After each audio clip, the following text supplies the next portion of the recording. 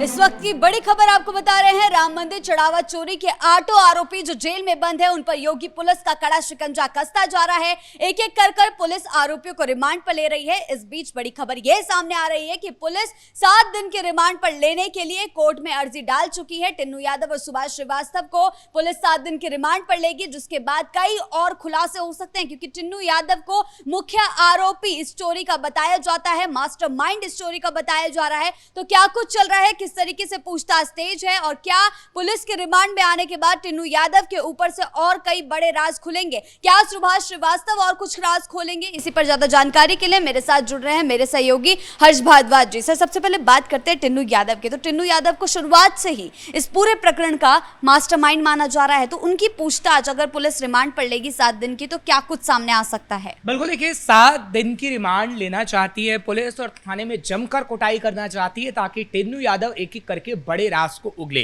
क्योंकि हमने देखा है कि टिन्नू यादव के घर पे जो छापा पड़ा, उसके बाद किस तरीके से कई ऐसे गहरे राज सामने आए हैं, जो बड़ा खुलासा हुआ। उसके बाद सभी लोग हैरान थे, क्योंकि छापेमारी के दौरान जहां कैश बरामद किया गया, वहां ये भी पता लगाया जा सका कि किस तरीके से कई रिश्तेदारों के नाम प्रॉपर्टियां, तो कईयों को पैसा दिया गया था।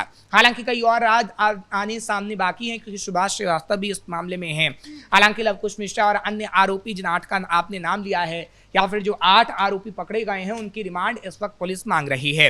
हालांकि 14 जुलाई को इस पर मुहर लगेगी कि आखिर उन्हें रिमांड पर लिया जाएगा या फिर नहीं लिया जाएगा, जी। क्योंकि जो सबूत इकट्ठा किए हैं पुलिस ने, क्योंकि जब भी किसी को रिमांड पर लेना होता है तो उसके खिलाफ सबूत आपको कोर्ट में दिखाने होते हैं कि हमें इसको रिमांड पर लेना है और ये इसके खिलाफ सबूत है, इससे हम रिमांड पर लेके इससे और पूछताछ करना चाहते हैं और ये मुख्य आरोपी है। ये कोर्ट के अंदर पुलिस कहती है और पुलिस बिना सबूत के किसी को भी ऐसे नहीं कह सकती कि हम रिमांड पे लेंगे। और जब शुरुआत से रिमांड पर पुलिस ने आरोपियों को लिया है, तब बड़े बड़े खुलासे हुए हैं। चाहे व्हाट्सएप मैसेजेस की बात करें, पुराना डेटा निकलकर सामने आए हैं। साफ साफ कहा गया है कि किस तरीके से चोरी के पैसों को डबल किया जा रहा था, रिश्तेदारों को भेजा जा रहा था, रिश्तेदारों के जरिए वाइट कराया जा रहा था। तो क्या टिन्नू यादव के जरिए भी कुछ और नए खुलासे हो सकते हैं? बिल्कुल, देखिए टिन्नू यादव का नाम मुख्य तौर पर सबसे ऊपर क्यों है, क्योंकि इस केस में, राम मंदिर चोरी केस में, आप तमाम अगर आरोपियों का जिक्र करेंगी तो उन आरोपियों को शायद लोगों को नाम याद ना हो, लेकिन टिन्नू यादव का नाम इसलिए याद है क्योंकि टिन्नू यादव के पास ही दान पात्र की तमाम चाबियां रहती थीं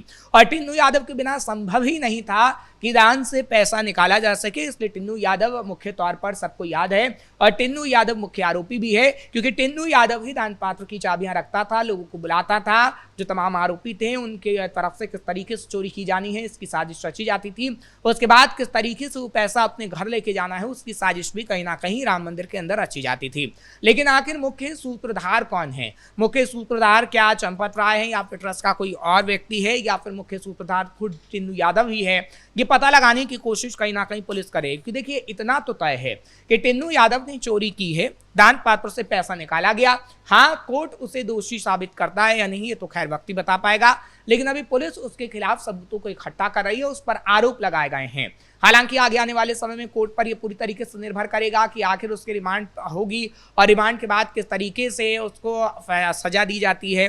खैर, ये तो आगे आने वाला वक्त बता पाएगा, क्योंकि आपने तौकीर रजा के मामले में देखा, उसका एग्जाम्पल देकर हम समझा रहे हैं कि जब उसे मुख्य आरोपी बनाया गया तो पुलिस अभी बार बार रिमांड पे रिमांड ले रही है और साथ ही साथ उसे जेल में डाला गया और अब तक कई दिनों से वो जेल के बाहर ही नहीं आया है। सर, क्या अब ये खुलासा हो पाएगा कि आखिर टिन्नू यादव को हुंडियों की चाबी किसने दी थी और किस तरीके से उसने मनीष यादव यानी कि अपने भतीजे को राम मंदिर में काम पर लगवाया था, जॉब पर लगवाया था, जिसने खुद 27 दिन बाद ही हाथ साफ करना शुरू कर दिया था? बिल्कुल, देखिए क्योंकि ये पूरी मिली भगत है और देखिए अगर कोई भी चोरी करने के लिए किसी व्यक्ति को चुनेगा तो कहीं ना कहीं भरोसेमंद इंसान को चुनेगा, जो उसका करीबी हो, चोर का भरोसेमंद इंसान। क्योंकि देखिए अगर टिन्नू यादव को चोरी करनी है तो टिन्नू यादव अपने रिश्तेदार या उस व्यक्ति को ही लगाएगा जो उसे जानता हो, पहचानता हो और उसके लिए वो काम करे। और हमने देखा था कि उसके जो रिश्तेदारों को उसने लगाया, इसलिए लगाया ताकि वो उसकी मदद कर पाए और पैसे का गबन कर पाए, और वो हुआ भी। राम मंदिर के अंदर हमने देखा कि रिश्तेदारों को लगाकर किस तरीके से हुंडियों की चाबी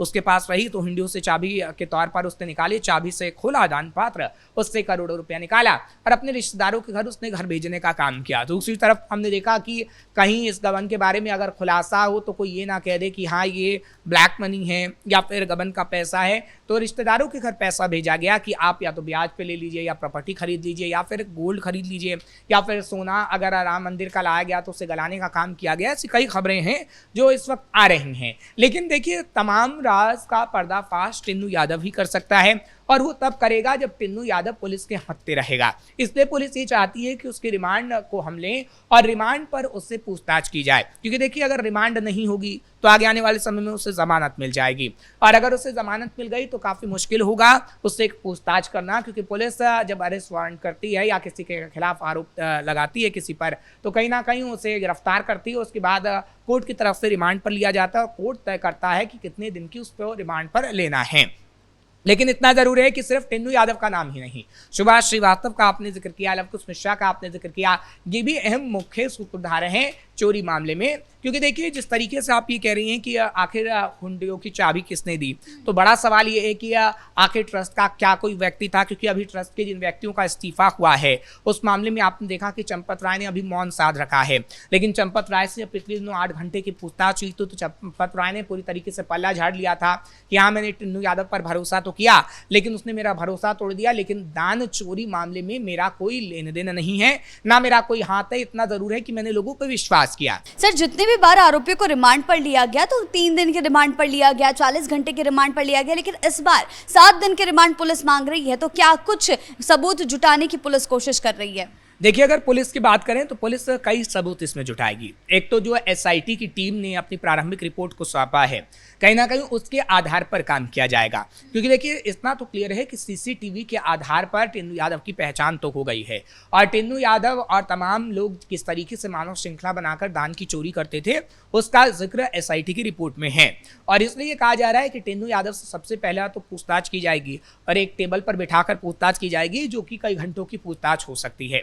हालांकि जो 8 आरोपी हैं उनका आमना सामना कराया जाएगा एक टेबल पर बैठकर, और बंद कमरे में भी अलग अलग पूछताछ हो सकती है। क्योंकि देखिए, एसआईटी का जो पूछताछ होता है वो इसी तरीके से होता है, और जो एसआईटी ने पूछताछ की थी वो इसी तरीके से की थी। लेकिन पुलिस भी दोबारा से ऐसा ही पूछताछ करना चाहती है ताकि पता लगाया जा सके कि जो अन्य आरोपी हैं उसका बयान कहीं ना कहीं टिन्नू यादव के बयान से मैच कर रहा है या नहीं कर रहा है। क्योंकि दूसरा जो जिक्र हम कर रहे हैं वो टिन्नू यादव की प्रॉपर्टी या टिन्नू यादव के घर जो कैश बरामद हुआ था उसके बारे में कहीं ना कहीं पता लगाने की कोशिश की जाएगी। क्योंकि देखिए, टिन्नू यादव को लेकर ये खबर थी कि वो एक जगह मीटिंग भी करता था लखनऊ अयोध्या एक्सप्रेस के आसपास कुछ खंडर में, तो कहीं और पैसा छिपाकर तो नहीं रखा गया, क्योंकि अब तक तकरीबन आपने देखा कि 80 लाख से ज़्यादा पैसा, तकरीबन 1 करोड़ के आसपास जब्ती हो चुका है। क्या कोई और भी जगह है जहां पर पैसा छिपाकर रखा गया है, ये पूछताछ की जाएगी और पता लगाने की कोशिश की जाएगी कि कहीं और करोड़ रुपए हैं वहां से बरामदगी हो। तीसरा, क्या ट्रस्ट का ऐसा कोई व्यक्ति था जो इन सब को चला रहा था, यानी एक तरीके से कहा जाता है कि कठपुतली की तरह इन्हें कोई इस्तेमाल तो नहीं किया गया। क्योंकि देखिए, ये जो तमाम लोग हैं, 8 आरोपी हैं, कहीं ना कहीं सूत्रधार तो आपस में जरूर हैं, लेकिन इनका मुख्य सरगना तो कोई ना कोई है, और किस तरीके से कठपुतली की तरह इन्हें इस्तेमाल किया जा रहा था वो पूछताछ में पता लगाने की कोशिश की जाएगी। क्योंकि देखिए, अगर इन पर आरोप लगे हैं तो शुरू दिन से कह रहे हैं कि हमारा कोई लेना देना नहीं है और हम इसमें आरोपी नहीं हैं, लेकिन जो सबूत हैं वो इनके खिलाफ हैं। चौथा जो हम बात करते हैं, चौथा ये पता लगाने की कोशिश की जाएगी कि क्या 8 आरोपियों के अलावा भी कुछ लोग ऐसे हैं जो अभी पर्दे के पीछे हैं। पर्दे के सामने जब वो आएंगे तो कहीं ना कहीं बड़ा खुलासा होगा और उससे हैरान करने वाली जानकारियां कहीं ना कहीं सामने आएंगी। पांचवा और आखिरी, पुलिस कहीं ना कहीं ये जानने की कोशिश करेगी टिन्नू यादव से कि आखिर ये गबन कब से चल रहा है। क्योंकि देखिए, अभी कोई कह रहा है कि 1 साल से ये गबन चल रहा है, कोई कह रहा है कि हाँ कुछ ही महीने हुए हैं तो गबन चल रहा है। हालांकि कई पार्टियां जो विपक्षी पार्टी वो तो आरोप लगा रही हैं कि जब से राम मंदिर बना है जब से इस गबन को देखने को मिल रहा है। लेकिन ये पता लगाने की कोशिश की जाएगी मुख्य तौर पर टिन्नू यादव से, क्योंकि टिन्नू यादव हमने देखा था कि जब राम मंदिर बना था उसके बाद से बहुत ही एकदम करीबी बन गया ट्रस्ट का भी, और इसी वजह से टिन्नू यादव को ट्रस्ट ने पूरी चाबियां भी सौंप दी दान पात्र की, और टिन्नू यादव ने अन्य लोगों को रख लिया ताकि उनकी मदद की जा सके। तो ये पता लगाने की कोशिश की जाएगी कि आखिर वहां पर चोरी कब से हो रही है और कितना पैसा कहीं ना कहीं निकाल कर लोगों में बांटा गया है, आपस में जो साझेदारी की गई है ये पता लगाने की कोशिश की जाएगी। और लास्ट में अगर हम बताएं कि देखिए, पुलिस की जो भूमिका होती है, पुलिस की भूमिका होती है कि किस तरीके से राज उगलवाया जा सके, चाहे फिर वो डंडे मार कर हो या फिर समझा बुझा कर हो या फिर आप 3rd डिग्री टॉर्चर दें, चाहे कुछ भी करें। लेकिन देखिए, इस मामले में इसलिए गहरे राज आने चाहिए, क्योंकि ये आस्था का मामला है। जो हिंदू हैं वो तमाम चाहते हैं कि गहरे राज सामने आए और उनकी आस्था से खिलवाड़ ना हो। जी, बहुत बहुत धन्यवाद आपका इन तमाम जानकारियों के लिए। तो कुल मिलाकर राम मंदिर चढ़ावा चोरी मामले में आरोपी पर लगातार शिकंजा कसता जा रहा है, पूछताछ जारी है, ताबड़तोड़ छापेमारी उनके घर पर की जा रही है। लेकिन इस बीच पुलिस ने टिन्नू यादव और सुभाष श्रीवास्तव की 7 दिन की रिमांड मांगी है, जिसके बाद कई गहरे राज और खुलकर सामने आ सकते हैं और ये भी सामने आ सकता है कि आखिर टिन्नू यादव को हुंडियों की चाबी किसने सौंपी थी। ब्रेकिंग न्यूज में फिलहाल मेरे साथ इतना ही। कैमरा पर्सन राजकुमार के साथ मैं शिवानी रतूड़ी, कैपिटल टीवी उत्तर प्रदेश।